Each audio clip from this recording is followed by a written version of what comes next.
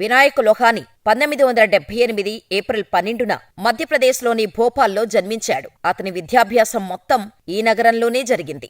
వినాయకుకి ఆవేదన అంటే ఏమిటో సరైన అర్థం తెలిసింది ఇక్కడే. అందరికీ అన్నీ వసతులుండవని, కొందరసలు ఏ సౌకర్యం లేకుండా జీవితంలో రాణించాల్సి ఉంటుందని అర్థమైంది కూడా అక్కడే. కత్తి లేకుండానే యుద్ధం చేయాల్సిన పిల్లల సంఖ్య ఈ సమాజంలో చాలానే ఉందని ఆలోచన వచ్చింది అక్కడే.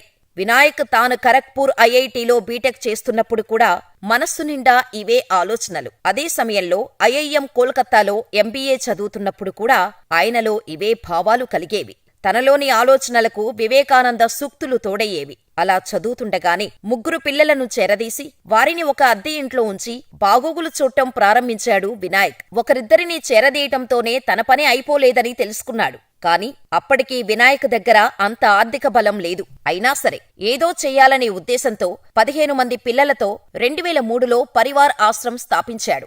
నిర్వహణ కోసం తనకు తెలిసిన మేనేజ్మెంట్ సబ్జెక్టు మీద లెక్చర్స్ ఇచ్చేవాడు. ఇవి ఎంబీఏలో చేరాలనుకునే వారికి ఎంతగానో ఉపయోగపడేవి. ప్రేమ, పెళ్లి, ఉద్యోగం, ఆరోగ్యం ఏ సమస్యలైనా కేవలం మీ ఫోటో మరియు చేయి చూసి ఉచితంగా జ్యోతిష్యం చెప్పబడును. ఈ కింది నంబర్ను సంప్రదించండి.